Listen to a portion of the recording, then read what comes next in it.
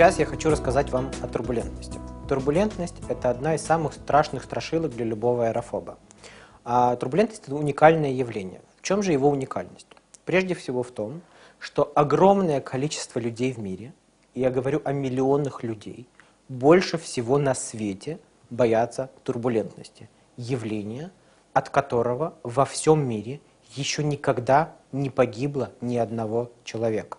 Если быть до конца корректным, все-таки от турбулентности погибали люди. Это произошло несколько раз в истории человечества. Тогда, когда из-за сильной тряски открывались багажные отделения над головами пассажиров, и оттуда выпадал чемодан и ломал человеку шею.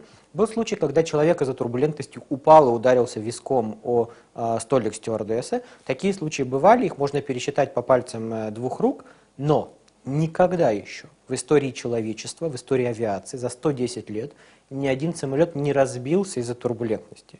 И никогда турбулентность не становилась сколь бы то ни было важным фактором риска ни в одной авиакатастрофе. Отсюда парадокс. Миллионы людей больше всего на свете боятся того, что абсолютно безопасно.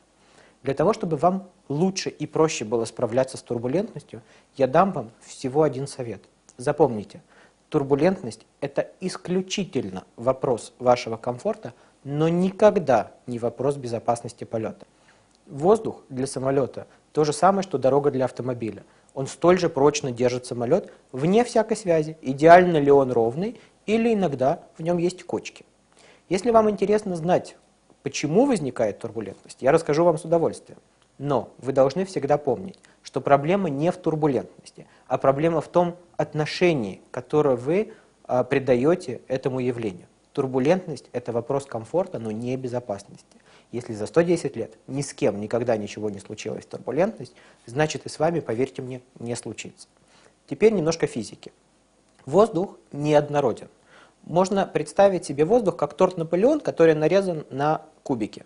Каждый такой кубик имеет свои слои. И каждый слой – это слой воздуха, который имеет разный химический состав, разные физические качества и, соответственно, имеет разные движения в пространстве. Соответственно, каждый такой слой может двигаться вверх, если он теплый, вниз, если он холодный.